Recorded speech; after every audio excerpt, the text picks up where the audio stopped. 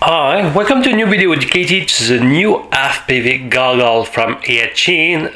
This is their expected and long-awaited EV100, and in fact this is probably the cheapest real binocular FPV goggle available. During the introduction, the launch, and even more during the Banggood anniversary, this model can be found close to $90. So what we have with such a new EV100, we have a real goggles with two built-in screen. We have some AV in, AV out, a 72 channel 5.8 GHz receiver. It's just impressive. And we have some other features. We can adjust both the IPD, the distance between your eyes, and it's just great for this first introduction price.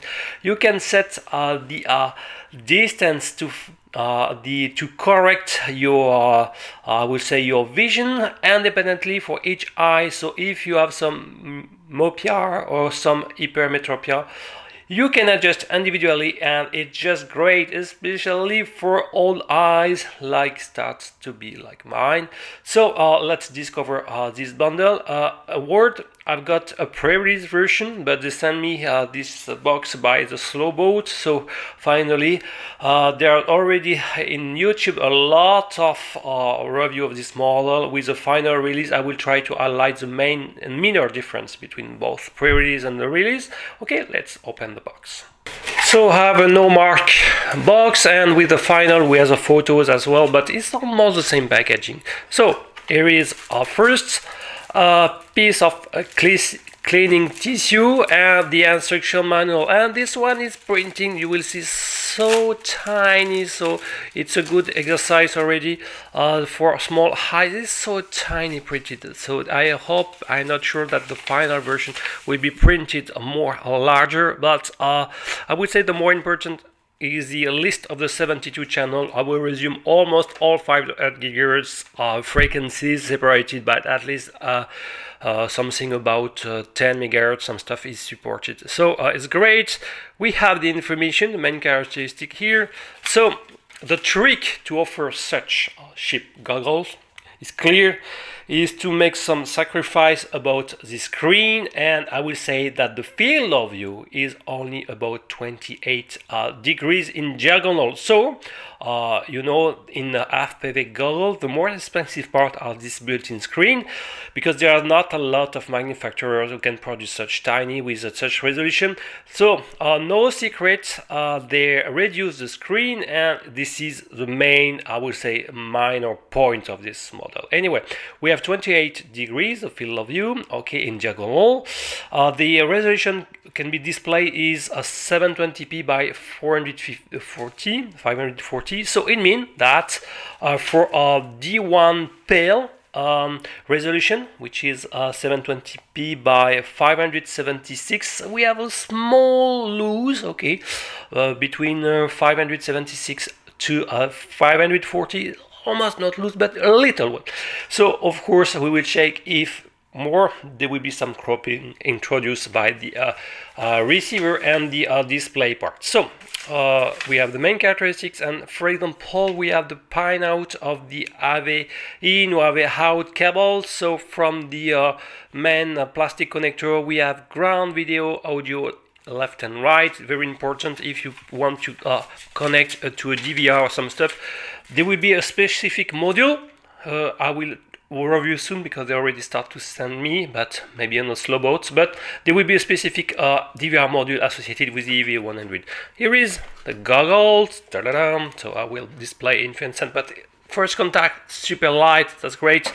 So on the right side, you will be able to find the battery, and this is I would say a classic battery with using a DC power connector, and we have a kind of balance unplugged. Don't use it for recharge the one, use only the micro USB. We have a built-in balancer inside, circuit chip inside, so don't use it. It will be used for the DVR module, will be introduced soon. a normal plug, the positive in there, the ground outer. Okay, so you can use any type of battery. It's a 2S, any type, sorry, but at least any 2S LiPo. It's a 1000 model, okay, and well, in practice, you will be able to use your goggle during 30-40 minutes. We have a small indicator by pressing. Be aware, the first time I received it, the battery was so flat that the goggle didn't boot at all, so you will need to first recharge it, and it will take a couple of seconds because it was super in low voltage condition, but after it will resume to recharge. So I was able to save. It's not a super big quality LiPo, so if you have any with DC connector in 2S, it will be okay. So maybe you will need the information about the weight. So the weight, I will turn my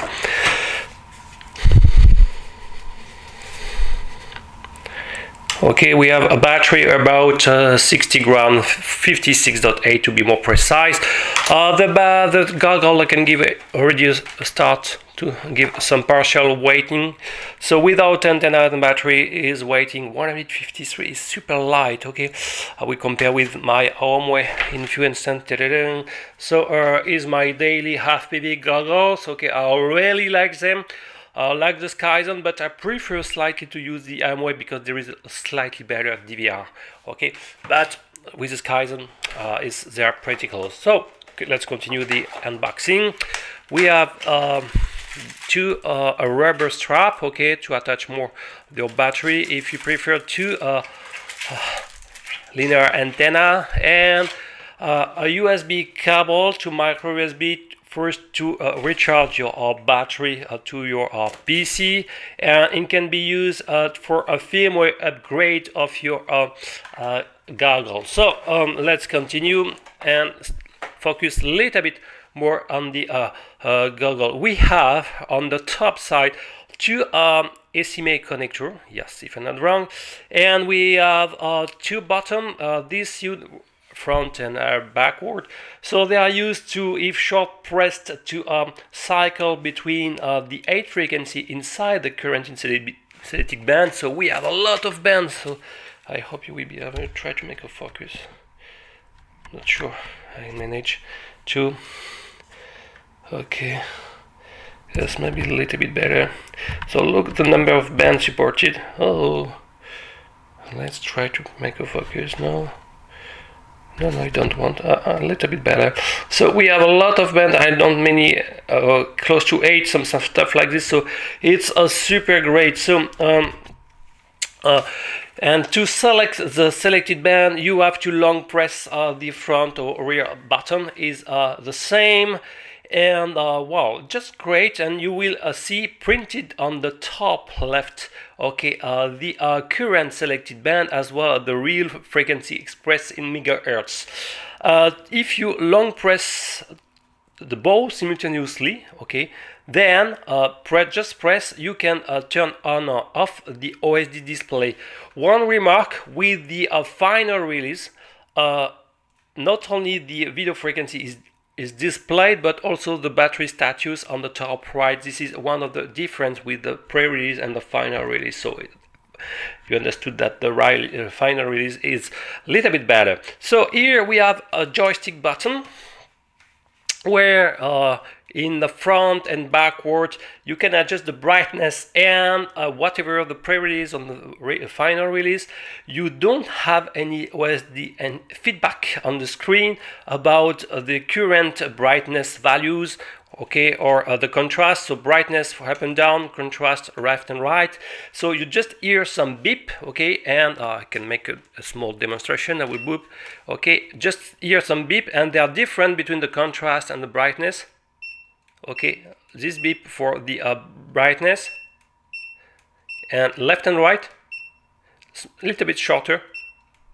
but it's quite small, and no absolutely no feedback, okay, on the OSD screen. This is for me a bad point because you don't know exactly, and you have a lot of different interval, so at least 30, okay. So at the beginning when you're pressing, you saw no change really, but you need really to press maybe 10 times, 15 times to start to see some changes, okay. On the more visible are on the brightness, obviously.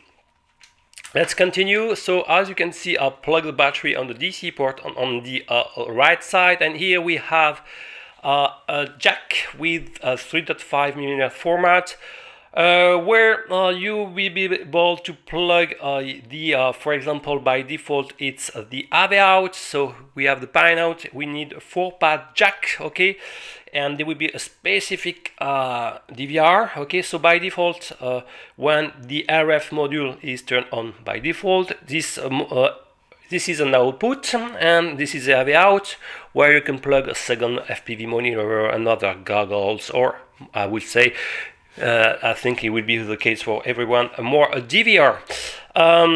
If you turn the different mode, okay, and by wrong pressing this button, you can also turn the AV in. So, and it would be great to import some AV source, of course, but I will say, and I regret in the final packaging, you will be able to import some HDMI source with a special cable. So what I mean, I regret the absence of such cable in the bundle HDMI to this jack connector, okay. It's a regret. So this goggle is assumed to display also some HDMI source, obviously with done scaling, okay, from the native resolution to the LCD, built-in LCD ones, okay. So let's focus now on the right side, left side. We have headphone jack, 3.5mm input, and here a micro USB where you will be able first to flash eventually a new firmware, okay, of more, I would say, the FPV goggles. So you have to plug like this to your computer, and it can be used also to power the goggles with a power bank. I will make a small demonstration with plus 5 volt. As you can see, no problem, you can see the screen, okay, not this display, but you can see that is powered. So that's great. If you don't need this battery, you can use a power bank to have a more longer usage. So let's continue with the bottom side, and this is probably the main advantage of this EV100, especially for the price. We have a lot of I would say distance eyes tuning. So the more classic is IPD, and we have the left and right eyes completely independently. Okay, so here you can adjust the distance between the two eyes. The distance are, I will say, in the x-axis, okay, this one, and it can be done individually. So if you have a special a dissymmetry of the eyes, it will be even possible. And I would say it's just great for such price.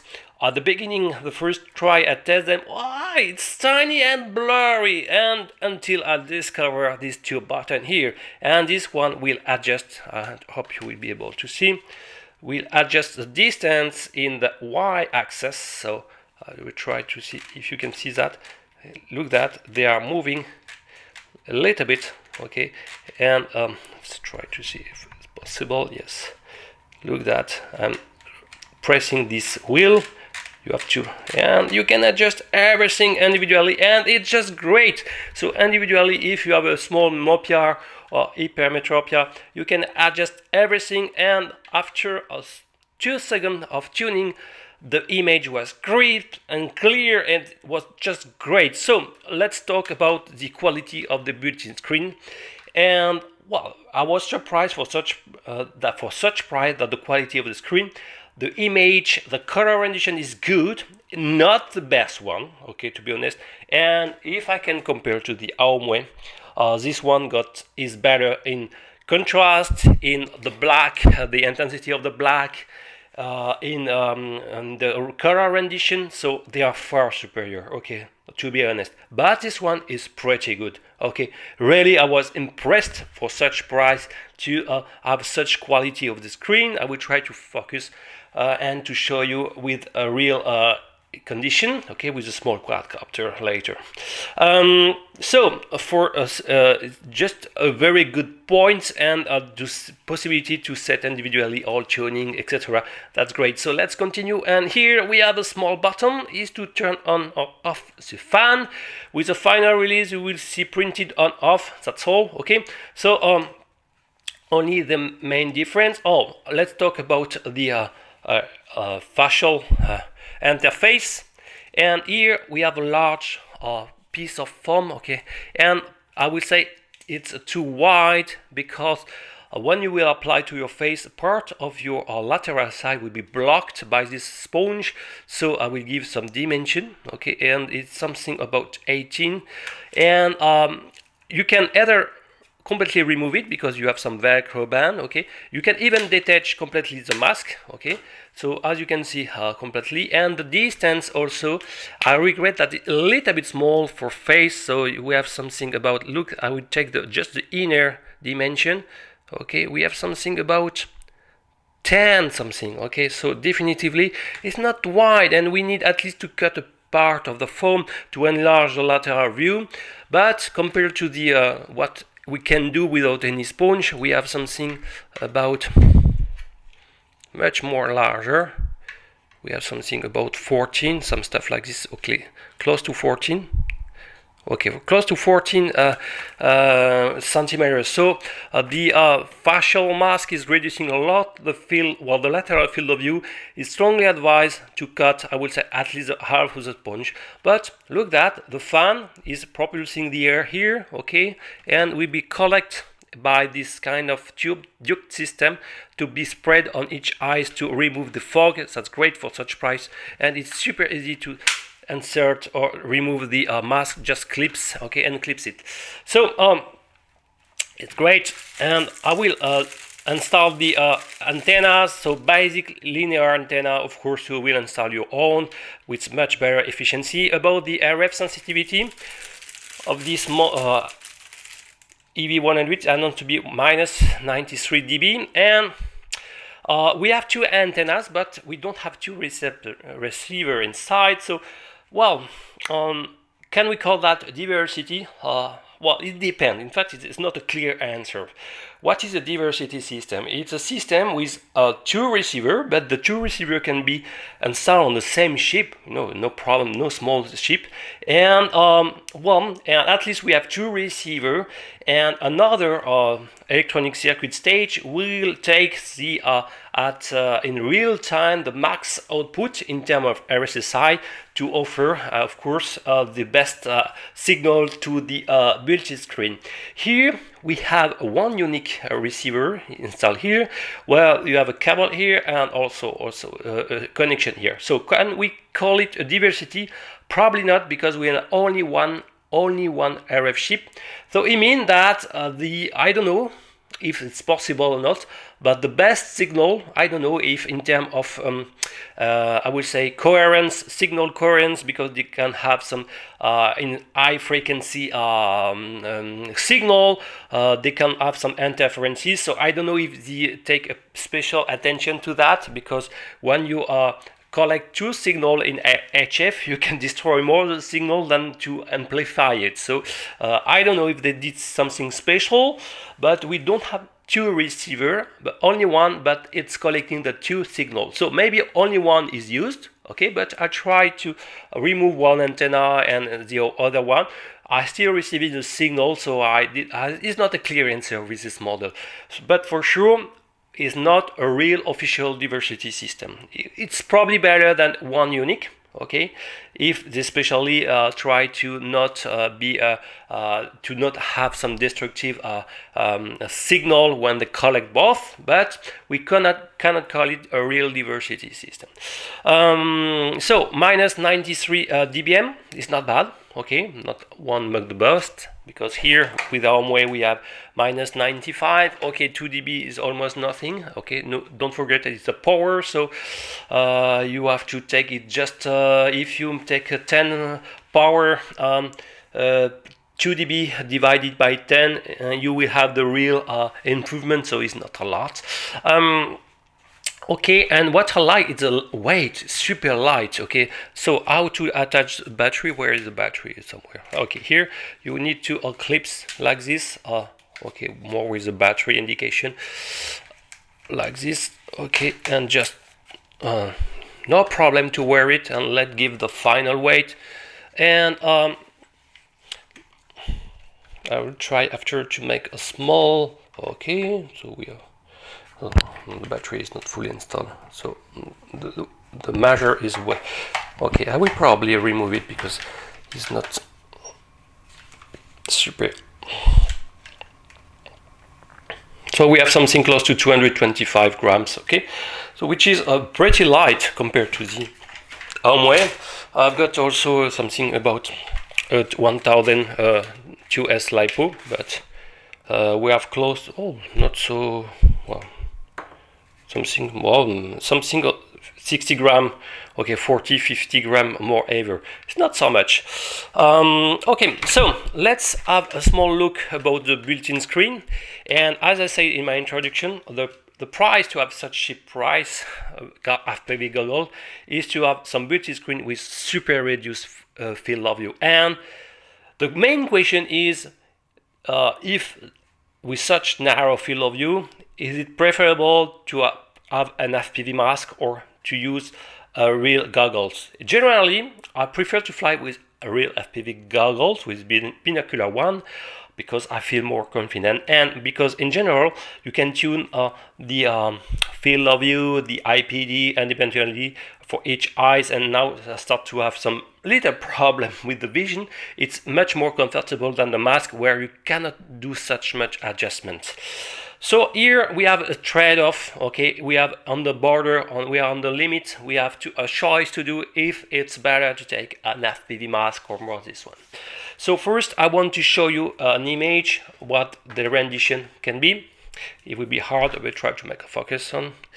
So I will turn this small quadcopter, actually set on an NTSC format. Okay, and I will after speak about the cropping eventually introduced by this machine. So here is the machine. I will probably remove the sponge because it will be more clear for you to see something. Okay, so here is, and I will try to show you. Okay, so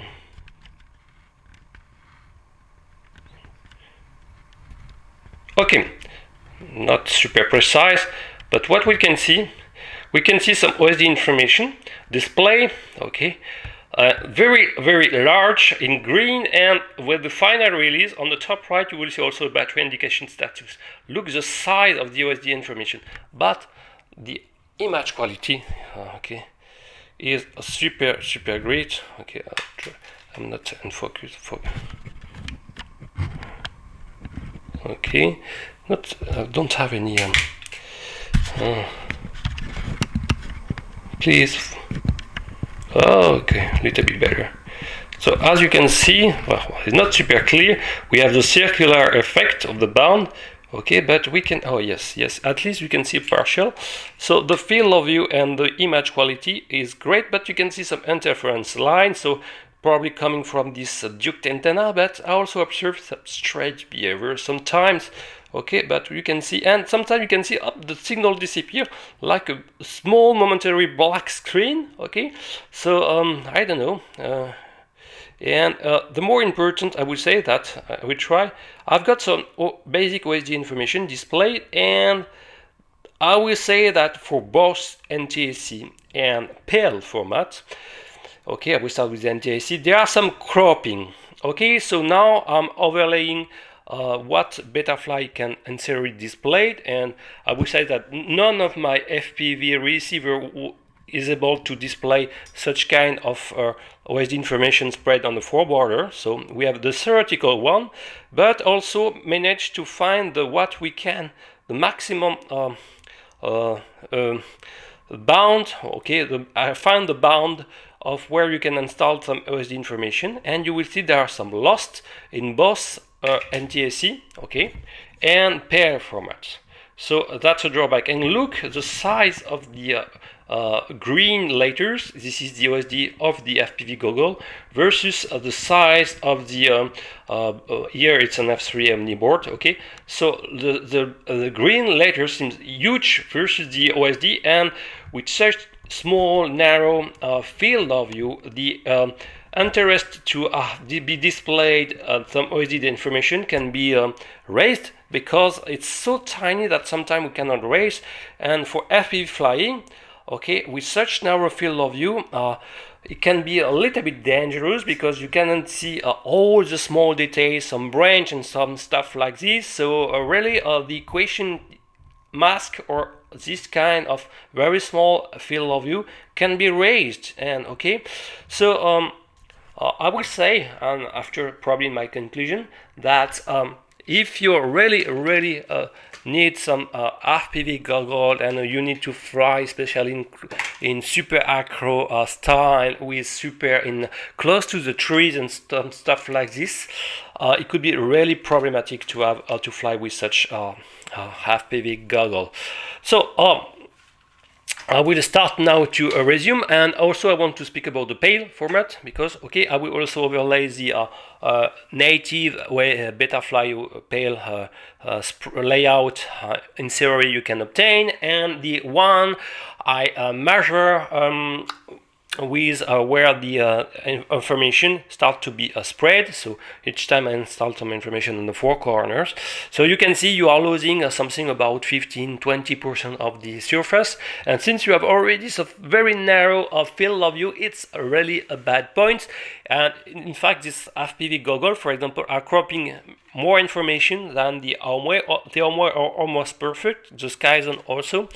So this one you are losing some information, so be aware of that. If you have some OSD information you cannot handle move, the all something located on the fore border will be cropped. Okay, something about the 10% around the border will be cropped. So it's time to conclude. Okay, what I really like, this is this two button. Okay, really great. You can adjust the setting super great for each eyes.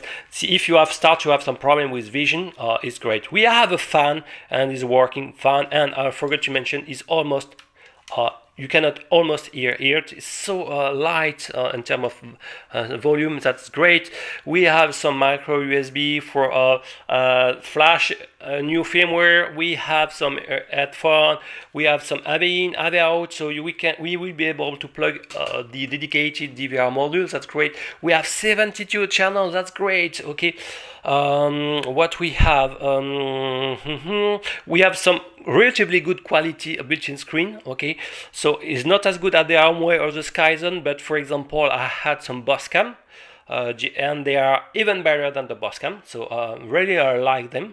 Okay, it's light, and I would say that if the price was still about $100, was a super good deal. Now the final price is about $150, and really the question can be raised: this one or more an FPV mask. For example, the EV800D, I really like them because they got a super built-in DVR. The screen is very good in terms of brightness and in terms of black intensity. So in terms of RF sensitivity, okay, it's only a 5-inch, but the field of view is much more wider.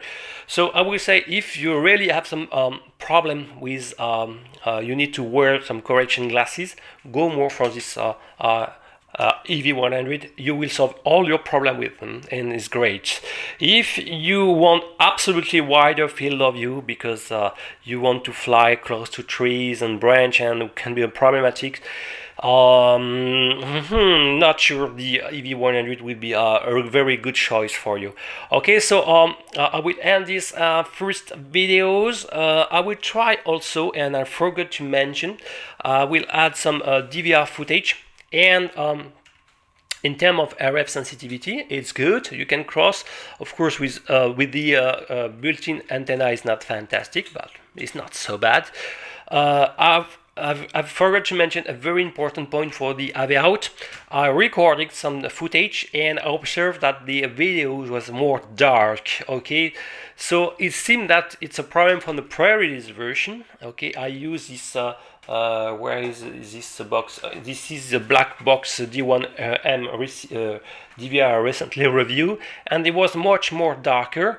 So there is a kind of impedance matching problem. I'm not sure it's solved with the final. It seems yes, according to my RC group contact. Okay, so be aware of that. It could be the third problem with the certain difference between the pre-release and the final. Okay, I hope you like this new videos. Okay, it was a little bit long, and I will try to add at the end the footage, the video, some footage. See you next time. Bye bye.